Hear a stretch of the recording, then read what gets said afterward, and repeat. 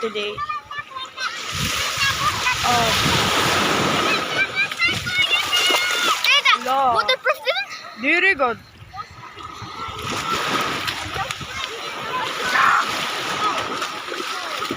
So,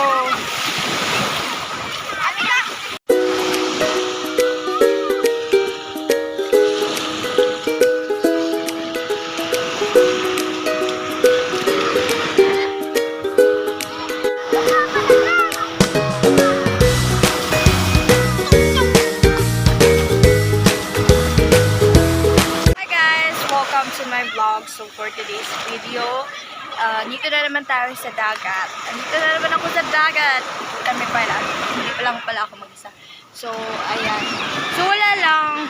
Sunday nga pala ngayon, guys. Kami-kami lang mga ano namin sa church.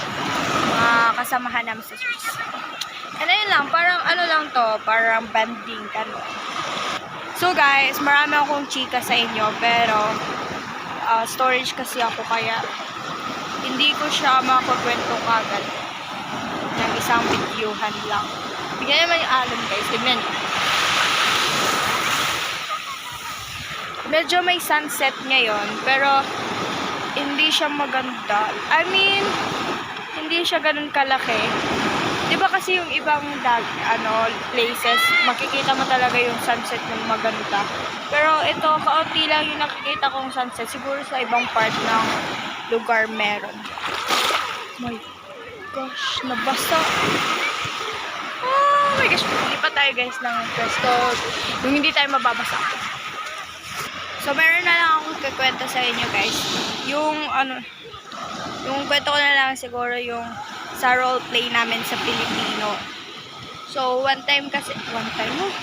So, meron kasi kaming dula guys na gagawin para sa Pilipino, which is yung PUC mo. Tapos yun nga, so, walang leader na group 1 kami. Dalawang group lang yun sa isang section. Sa classroom namin, dalawang groups. So, group 1 kami and may group 2. So, yung naunang mag-present is group 2, then sumunod kami.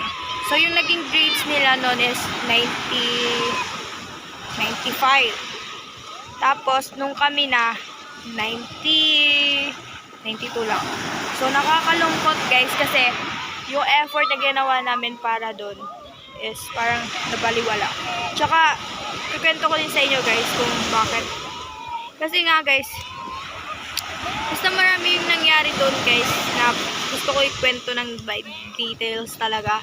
Pero parang hindi kakayanin ng phone kasi storage na. Pero ayun, highlight ko lang yun.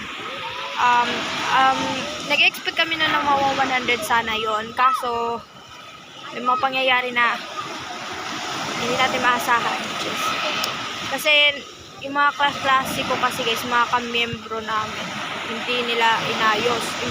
Which is ako, memorize ko naman yung script, nagampanan ko ng maayos. Pero, wala. Hindi ko naman mapiplease yung everyone na maging lahat ng ka-groupmate ko na same din ang gagawin sa akin na ginawa ko. Parang nalungkot ako guys kasi syempre first time during the practice namin naabot kami ng gabi.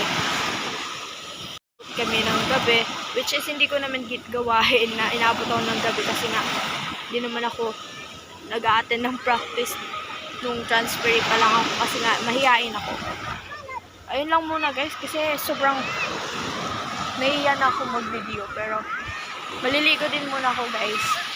Kaya babay na muna.